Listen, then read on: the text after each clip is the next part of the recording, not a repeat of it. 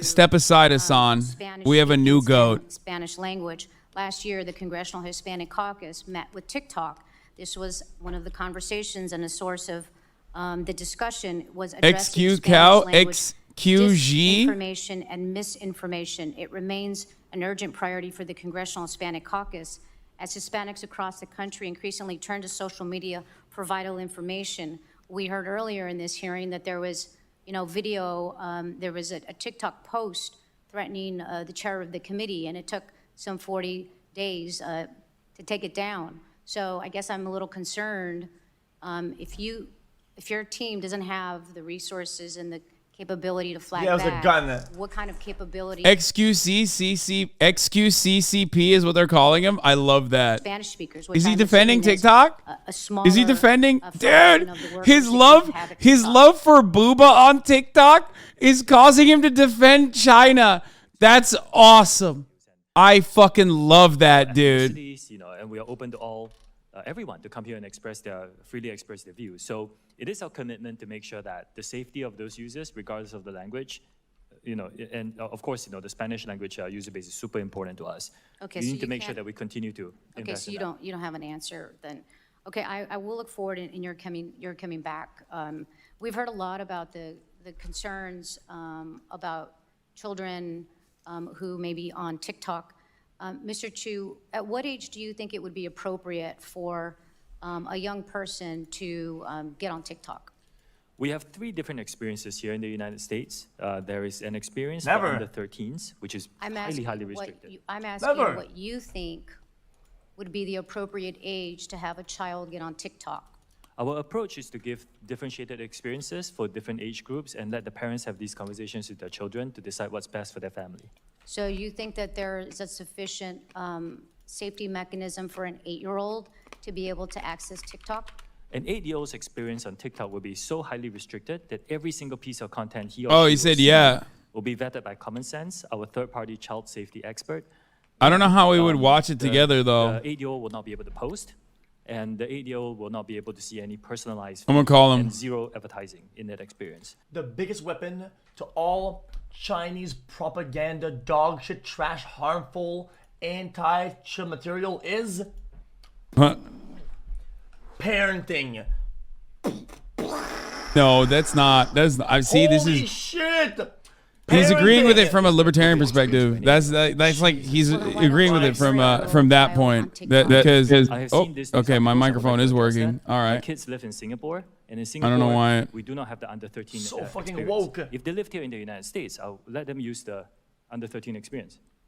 Okay, so you're saying it's because it echoed for a second because I was testing my microphone. Chat, chill.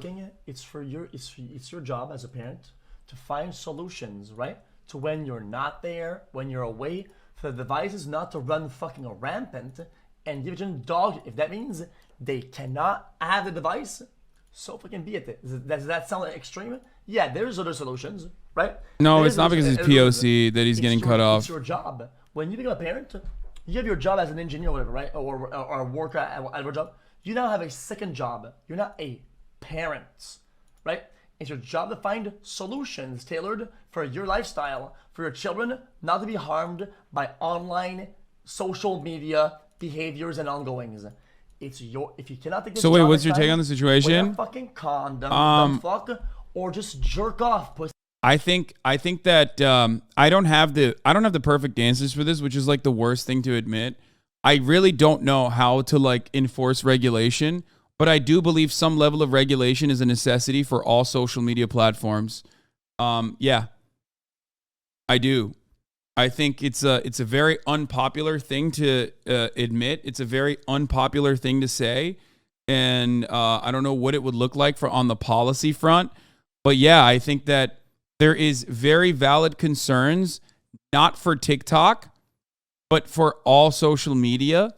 Because moms and dads are never going to be able to. What about porn? Oh, fuck yeah, dude. What? What do you mean, what about porn? What, you think I was be like, no, porn galore? No. We don't know what will happen to this generation that has uninterrupted access to all matter of different fucking pornographic material on the internet. Yo, can you hear me? Why is my fucking Discord so dog shit, dude? Hold on. Can you hear me? Yeah, bro, this is my daily Hasan political update. Bro, I'm seeing you. You're saying family regulation or a family should fucking check in on their own children, which Is that bad take or not? I think that's an understandable thing to say. I agree. I think that parents should do good parenting, but obviously you can't always expect that, which is why I think that I'm in a weird situation where I'm a super centrist on this matter, on the TikTok issue, because on the one hand, I think that they're like aggressively fucking attacking TikTok because it's Chinese, but like the problems that they're bringing up literally exist for all social media. Yeah. Let me ask you a question. A question. This will sound fucking brain dead, but I'm gonna go ahead and do it anyway. If you go on most devices in the US, right, even households that have that sort of dynamic, and you were to go to a computer that's accessible by anybody and type Pornhub and you enter, do you think that actually goes through and you can see all the images? Is it gonna pop up? Well, I think yes, right? I think like I think this stuff is I think anything's accessible, but there are solutions against them, right? And I think that falls into the hands of the parents, right? Bro. Yeah, I think parents should do better at controlling what their children definitely look at, but when you're writing policy, you can't really factor that in. You can't really factor individual responsibility into policy provisions because, I mean, that's a very American way to look at situations, but like, no matter what happens, like seatbelt laws, for example, right? Like, you can just say everyone should wear a seatbelt and it's up to you as an individual to wear a seatbelt, right? Like, if you don't wear a seatbelt, well, you fucked up. But the reason why we have laws around it is because a lot of people don't actually do that. So you have to factor in for the stupidest person possible, just like you have to factor in for the stupidest parents possible when you're regulating this kind of content. And I actually don't know what the best practices are either. I do know what it is. This makes things very difficult for monetizing and other things, but the extreme solution is having something like YouTube for Kids. YouTube for Kids is heavily moderated, very curated, and content's very pure, I think, for children, right? And if you would have the same type of vibe with TikTok, then it would be hard to break out of the circle when you're entering that. I'm pretty sure, guys, YouTube for Kids is fantastic for kids. It does really good. And that happened because there was a massive problem on YouTube, right? Like there was a massive problem on YouTube with respect to like what kind of stuff was like being shown to children from like Elsa Gate or whatever, right? Like, or Frozen Gate. I think that that is actually understandable to implement for every single platform, whether it be Facebook, whether it be YouTube. There's also another component here, though. I agree with you. I think that's a good way to do it. That's like, and if companies don't do it, the government should step in and be like, no, you have to do it. You know what I mean? I don't give a fuck what the law says, or I don't give a fuck what the Constitution says. Like, you have to do it. I think that would be. The problem is, though, is that usually that's when you have a full-fledged product already, right? And then you're refining your product. The problem is that apps are growing so fast, so quickly, right? That by the time that it would be time to implement those things and apply those laws, I feel like the damage has already been done, right? So now I get it. Like TikTok's kind of big now, so I guess it's kind of time. But these are things that are like difficult to implement overall. But what do you think? Okay. Do you think he's hearing it? The guy's being disingenuous. The guy who answers the questions, or what? I mean, he's a CEO, so of course he's being like a little disingenuous. But there's a lot of truth to what he's stating when he says our practices are no different than any other social media company. Real. Like that part is like 100% true. If anything, they might even be a little bit better than other social media companies because they, from what I understand, TikTok doesn't sell data to data brokers in the same way that like other corporate entities do in America. The entire issue here is literally TikTok is too successful and it's not ours. Okay. It belongs to the Chinese and that's terrifying. That's basically what they're saying over and over again. because every single argument that they launched towards TikTok with respect to regulation, content moderation, right? Every single argument that they launched towards like data privacy, data security, every single one of those arguments is actually the exact same argument you can launch towards Mark Zuckerberg, that you can launch towards even Amazon, you can launch towards Elon Musk. So what all these answers start with like industry standards, right? Because if you're gonna cut them off from doing a certain practice, then you have to cut them off. You have to cut off everybody, right? Because the practice is bad, not the company. Because I do agree though that a lot of things that are happening on TikTok happened on Vine, happened on other platforms. It happened on MySpace. It even happened on like fucking MySpace. People were like killing themselves and shit, like those challenges and shit. Challenge.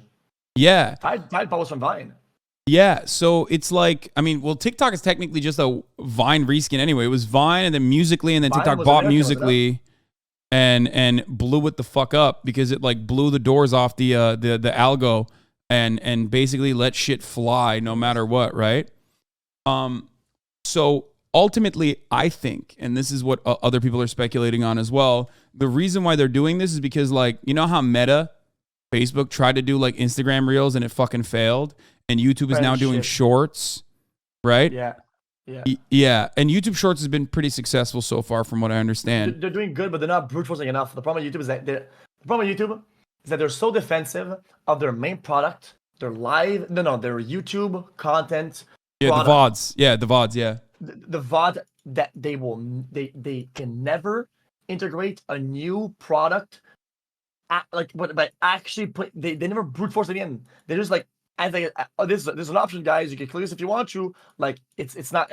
They have to try like really hard because shorts can be good, I think, but it's bad. Yeah, I think what's going on here is that they're trying to literally brute force TikTok and sell it to an American company. I mean, they're very openly stating it. They're saying ByteDance has to divest, like, because ByteDance has to divest, so there's no Chinese involvement whatsoever, even though like TikTok has foreign investment in it as well, obviously foreign control in it, and it's actually an American, like it's a Western focused application. TikTok exists in China. It's just not called TikTok. It's called Douyin, and it's an entirely different product with respect to like how the information is controlled on there, right? Oh, really? Yeah. So the Chinese TikTok is called Douyin. It's also owned by ByteDance. And That's it's smart then. And on that they have insane levels of control. Like children see like museum videos and shit. You know what I mean? You're not allowed to. They literally give you like educational material. It's not the same as TikTok at all. I mean, with respect to both countries, I mean, they can do whatever the fuck they want. If it's their side and their app and their country, I mean, what the fuck do I? I mean, my ethics play no role here. It's they do their thing, right? Yeah, no, I know. I'm just, the only reason why I'm pointing that out is because like I think a lot of people are upset at TikTok and they're like, oh, Chinese government's like controlling our minds or whatever. But like they just gave a marketable product. That's it. They made a very marketable product that is like demonstrably successful, and now they're mad because it's owned by not Silicon Valley, but instead owned by fucking a Chinese company. Okay, so do you think that TikTok is now like fully like Taco Bell'd into the US pretty much, or do you think it's still like kind of like still pretty Chinese type of shit? No, it's never been Chinese. TikTok has always been. That's why I said like Douyin is Chinese. TikTok is very American. So everything you criticize about TikTok, you're basically criticizing a mirror. You know, TikTok just gives you what you want to see, right? Like in your case, you want to see booba. All of your likes are booba, so TikTok shows you booba. You know what I mean? That's it. Yeah. No, one about that is that you know, like, even though they own the thing, even though they own TikTok, right? Is TikTok like it's fully normal? Like, is it just like it was like an American-based, American-made company, pretty much, as TikTok itself in its operations, or do you think it has like weird backwards ties or like? No, there's still a tie to the Chinese government. Yeah, I think any kind of like statement that basically diminishes China's involvement is silly. That's silly. I think that's a lie. Like it definitely still, like, the Chinese government has basically infinite levels of control over every Chinese corporation and all of its subsidiaries. So you could literally do that. You could make that argument for everything, all the way to like League of Legends. You know what I mean? So let's say some big thing happen. I'm not trying to be a fear monger, okay, but let's say some immense thing happens overnight. Some crazy news pops in, and then China would possibly decide to ask to just fucking backdoor data leak the whole wazoo, like instantly, right? I mean, they could, right?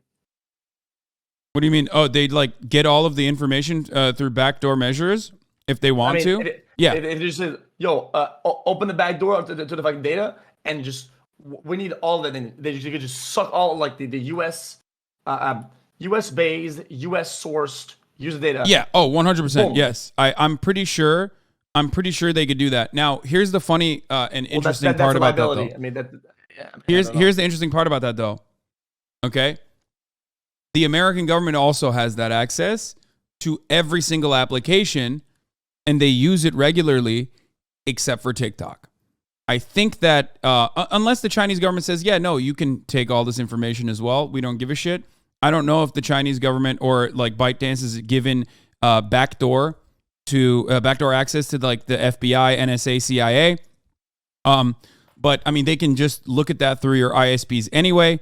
But the United States of American government already does this all the time for every single application. Now, here's the other side of it too. We have data brokers. Data brokers already are doing that for every single application as well. So there's also the private side of this. So when people say, oh man, TikTok is like stealing your information, the Chinese government doesn't need TikTok to steal your information. Yeah, the Chinese government could just pay for your information through a data broker if they wanted to get it. So there's no way to stop that, really.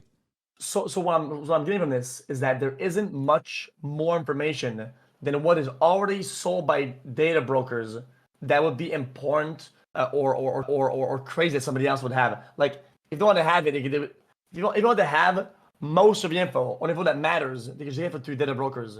Like, I think the back door to the thing wouldn't give them a big up on that. Yeah, I mean, I think there's additional information like that is hyper targeted and hyper specific to individual users that you could have when you have backdoor access into the application because it's your application, certainly. But I think ultimately, what the fuck are you clicking on right now? My Lord, dude. What the fuck was that? It's Ramadan, bro. What is this? This is haram. Jesus. Bro. Okay. Think about the Muslim juicers, bro. They're fucking fasting. Bro, my bad, man. My bad. Chat, guys, sorry about that, man. Okay, then, what about, bro? What about Valorant? Doesn't Tencent own Riot Games? Riot Games Valorant, Riot Vanguard on my computer. Yeah, Vanguard is in the absolute core of my computer. Sucking my juice, and it's linked directly to fucking China, yo. Yeah. I mean, yeah.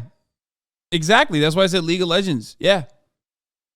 Bro, yeah. I'm pretty sure, like. The difference is congresspersons' children are watching TikTok nonstop. 200 million Americans is the number that they fucking mentioned. Not every single person's, children are playing Valorante child game. That's the main difference. It's more about like what you point the finger at, what you point the finger of it, like what you pay attention to. You know what I mean? That's it. Yeah, that's what people are upset about because TikTok is like so massive. You know what I mean? You can make that argument about Discord. You can make that argument about like so many companies that are owned by Chinese conglomerates. Yeah, I mean. Yeah, it's kind of difficult because I feel like the point is to create the most competitive, best product they can. I think a lot of documentaries that I've watched or like pseudoscience or scientists or whatever, they all study data from all these social networks and they're like, well, this is made to be as addictive as possible. Well, I do agree. I do agree that it being addictive is a byproduct, right, of making the people want to use the app, making it competitive, making it a better product. If somebody uses your app a lot, the product is good. It's addicting. Yes, I get it. I get everybody work with like a fucking like psychologist and fucking like lead people. That I get that, but everybody is. It's a competitive market. Everybody is fighting for people's attention, and it's a hyper-competitive market, right? If you want to make a better product, and Yeah. that's just it. And when you can't make a better product, when you've tried and you can't make a better product, and like your innovation is like fucking VR or whatever, like Meta was doing, which was dog shit, right? Then what do? You tell the people that you've paid in Congress, the politicians that you've paid to fucking bully TikTok. Because it's a Chinese company and a lot of people hate China. Americans are like terrified of China. You can get away with like that kind of messaging too, and then force them to sell it to an American, American wealthy guy. So that's they're basically using China to rent seek or they're basically using the government, Congress, to rent seek and forcibly acquire TikTok. All right, so TikTok's counter, on the other hand, is we'll just sell, like we won't divest, but all of your data will be inside of a Texas facility, and it'll be owned by Oracle, an American company. That seems fair enough to me as a solution. It seems pretty dank. Well, if the actual concern was privacy, if the actual concern was like literal privacy of American citizens, then that would be the perfect solution, right? Yeah, it makes sense. Yeah. Also, I understand why dude. If Congress saw your fucking TikTok tabs, bro, they would literally lose their minds. They would be like, okay, this is what's happening to our nation's youth. Okay, Canadians are coming in and eviscerating the minds of the American children with this TikTok addiction. Bro, yeah, of course. This is a weapon, bro. I'm merely a merchandiser. I get clients come in the chat. They want brain rot. I deliver. The app allows me to do it. I just sell garbage because people are buying in tons of it. Bro, you know how people say like, oh, you don't need that much RAM, lol, for fucking React Andy shit? You need it, motherfucker. Look at this. You need a fucking, you need a 4090. You need like NASA level fucking computing systems to be able to have a Google Chrome that can have that many fucking tabs open, dude. Holy shit. Yeah.